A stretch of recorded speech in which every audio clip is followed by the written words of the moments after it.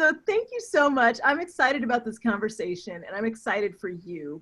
You decided last fall to go through our coach training intensive. It was still in person. That was our last in person before coronavirus kind of shut everything down, and we decided to go online with our coach training intensive, which of course, you know, the certification's always been online, but CTI had been in person. And then you went through CPEC, the certification program, and as you were coming to the end of that 6 months, you realized, hey, there's another CTI coming up. It's online. I'm going to do CTI again. So what made you want to do CTI twice? I loved CTI when I did it in person in Atlanta, and I met quite a number of people. I found that going again to the online portion or version of CTI was fascinating because I felt much more involved in the online version. And personality-wise, I'm not shy. So I talked to a lot of people in person, but I felt it was much strangely to me. Now I've learned a little bit more about online classes. It was much more intimate the way you set it up online for us than most things I've done online. And I found that I've really met people and was able to speak to them in a very unguarded way. You know, I didn't feel strange. They didn't feel strange. We were in each other's living room, right? Oh, that's so good. Okay, so stop for a second, because you're saying a lot that's, I mean, it's counterintuitive to think you went to CTI in person and you loved it and met great people and had a great experience, so much so that you decided to go through certification. You decided to go through CTI online, and you said it felt more intimate. Tell me a little bit more about how that's possible. Well, I think it felt more intimate because when you're sitting physically in the class, you're looking at the teachers. Your focus is there. When you're online with everyone, you are watching your teacher, the speaker, but you're also sitting amongst in a crowd all together, listening and absorbing, and you can see people's faces, you can see how engaged they are, you can see what they're doing, taking a lot of notes. So I felt much more involved in the online portion because I could see and hear and understand how the information was affecting other people. And that was the general session. Yeah, so we do the general sessions, and then we go to the breakouts. And my guess is part of feeling that sense of connection is from the breakouts. So tell me about how that felt for you in the online coach training intensive. I think the breakouts were the piece of the CTI online that I found most helpful, because I really felt like we were in each other's living room.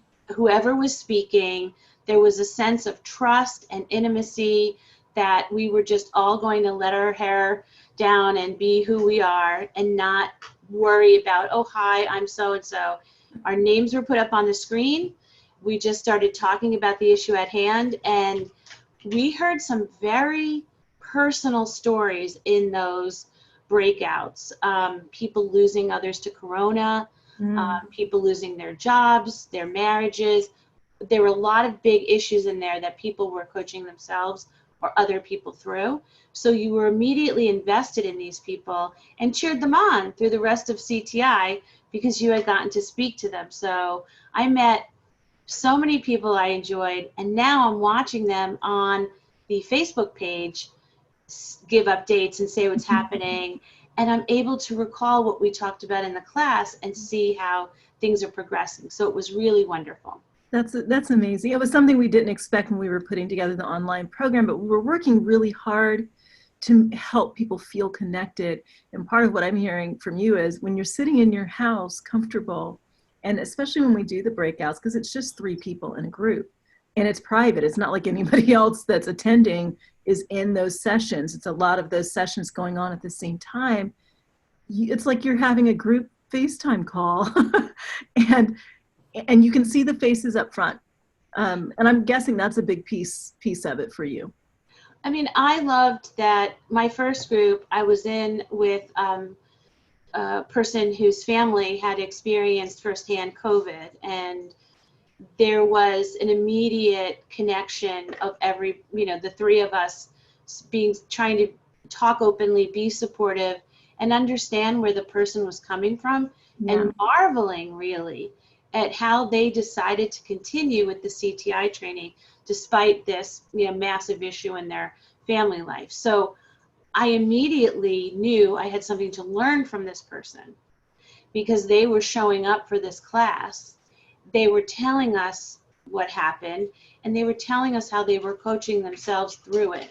So you were wanting to use the coaching. Yeah. And I couldn't imagine getting that experience or that training elsewhere. But I have to say, I think it does start from the tone you set in the beginning, that this is incredibly respectful. We're here for each other. We're here to learn, to get things done in practice, but there's real trust and intimacy that starts with you at the top of the training. That I think factors into all of these. There's a level expectation that you are going to behave in a certain way in this CTI program. You're going to give all your attention, give both ears to whoever's speaking, and give them all the respect that you can. And I never expected to talk to somebody who went through that situation and coached themselves through. It was so helpful to me as a coach, because since then I've had clients and potential clients who are trying to deal with this issue. So a year ago, you wouldn't have been talking about clients, right? A year ago is before you even went through the coach training intensive in person. And now you're talking about your own coaching clients, and you are building a full-time coaching practice. How does that feel? It almost feels like I'm cheating, like it's not work. It doesn't feel like work. Coaching doesn't feel like work. It feels so good, and you get that feedback, a lot of appreciation. A lot of feedback, and I think it very much helps to be coached so that you're on the other side of the equation and appreciate what the client may be feeling. Yeah. The appreciation is always beautiful because you don't necessarily understand yourself how the conversation is leading the client to the next level, whatever goal they're looking for themselves. But I would say that I didn't understand before coach training that the client really does have the answer inside, and that it's your job to ask powerful questions and not overtalk it. Yeah, so coaching's not telling, although when the world talks about coaching, they're always like, oh, they're just cheerleaders. I don't need anybody to tell me what to do. And that's completely not what coaching is. So that it sounds like that's something you learned. How hard or easy has it been for you to kind of get on board with that, with giving people the space to just answer those powerful questions and come to their own conclusions and answers? In my first time in class in CPAC, Kim was my coach in telling me, one of the trainers, and telling me what she thought of my coaching of one of my fellow students. And she kindly said, I think you should listen to the tape because you don't need to work this hard. You really, really have to get that the client does have the answer. You have to ask the right questions, and you don't have to fill the spaces, the gaps, the silences.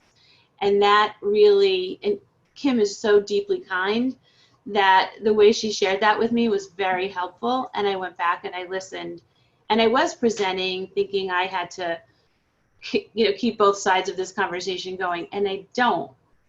So yeah, because if you don't, there's often something that comes up in that, right? If the client's not talking, there's a reason. And that's a coaching moment in itself, which is really powerful. I think that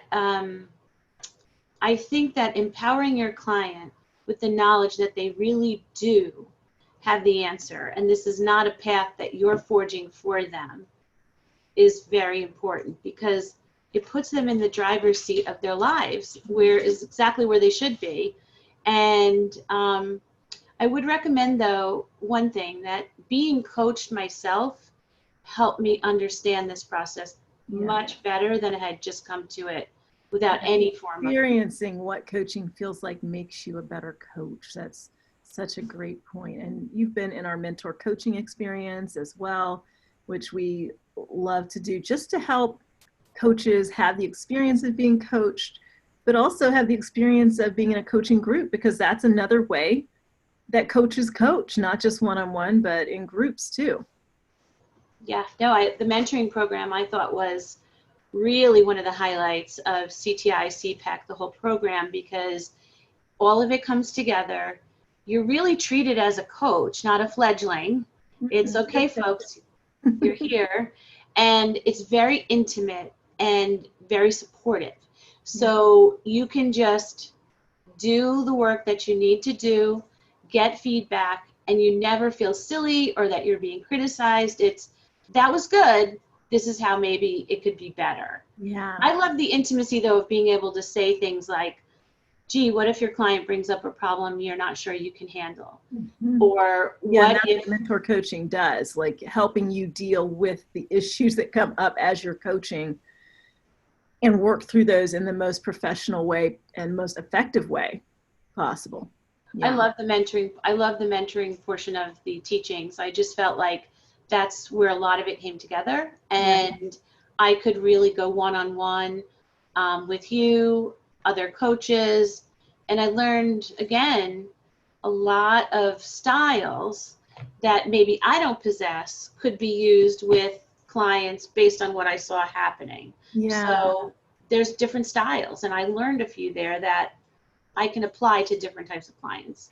So I have two more questions for you. So one, you come from this background of marketing and strategy and, you know, always having to have the answers. And most people come to coaching from, obviously, from something else. You bring whatever it is that you, that you've done in the past to coaching, and you build on it, because I believe whatever we've done in the past has given us wisdom. It's given us experience that can help us help others. For you, how has this transition been? Because you are now, I mean, in this very short period of time, just going forward with your coaching practice. How has that transition been, and how has your background helped you as a coach, or maybe made it harder in some ways? So one of the reasons I was attracted to coaching was that in my job, helping professional service providers write business plans and set business development goals and other marketing things, I always defaulted to coaching as the main communication mode for my client, my internal clients and I. So getting to know them, establishing a rapport, figuring out what they were going for, how I could be essential to that process, all was how I started to set up my job inside a big professional service firm. So when I started to think about coaching, it was a natural for me, because that's the piece of it I love the most. You can't really help people at, you know, in a professional setting, I think, without understanding what motivates them. You can't understand what motivates unless you build a rapport. Yeah.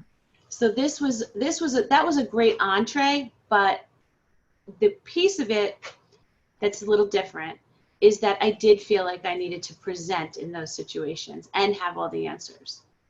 So in a way, coaching is a much easier rapport, because I can see what the possibilities are, but it's essential that the client really pinpoint what they want to do, and then I support that. That's so good. I love hearing you talk about all this, because it's so obvious that you've just made the coach training program, the coaching process, a part of who you are and what you're doing. You know, and in coaching, we've got to have those right questions, but we've got to create the safe space. We've got to build the trust and intimacy so the client can be honest. You can't have coaching breakthroughs if people aren't really operating in honesty and truth. So this is so good. So for the person who's considering CTI online and they're on the fence and they're like, I don't know, should I make this investment? Like, is this what I should do? I don't know. Maybe I'll just keep looking at other programs. That's how I was, Carolyn. I looked at programs for like 2 years. It was ridiculous how much time I actually wasted. What do you say to that person who's thinking about the CaPP Institute and thinking about the Coach Training Intensive?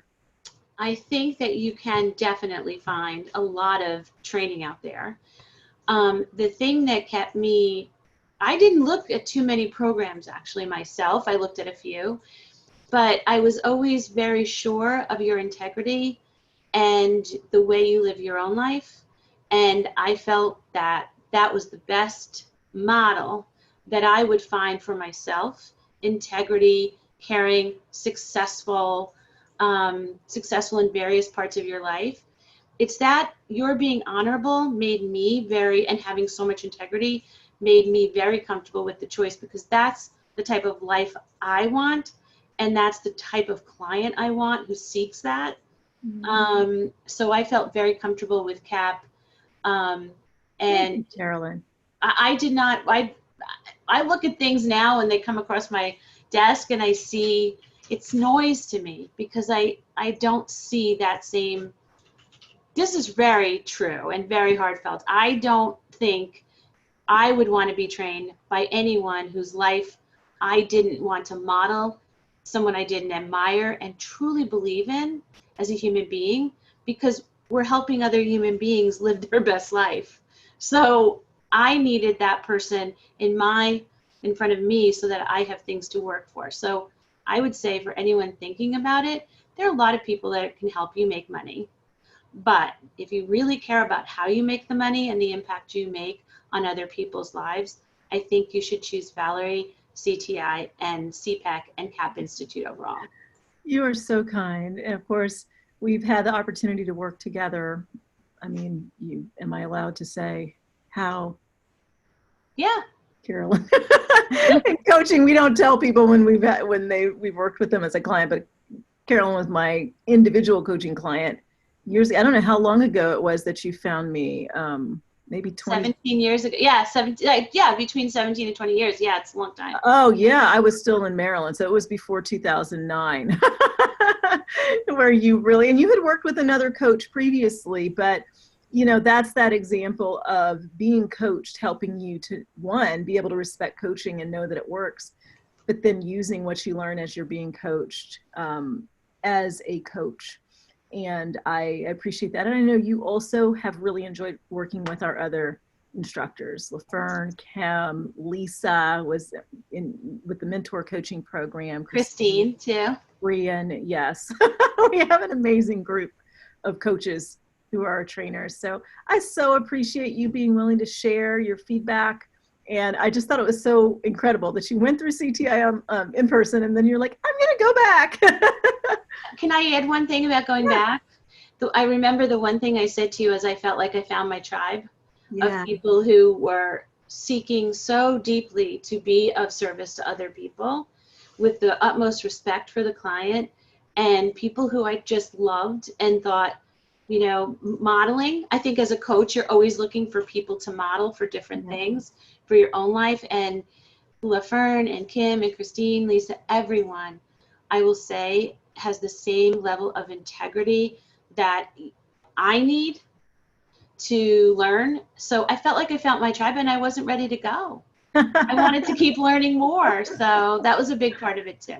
That's awesome. Carolyn, thank you so much. And I just know you're going to see great things happen as you continue to move forward with coaching. And I'm excited for you. So thank you so much. Thanks, Valorie.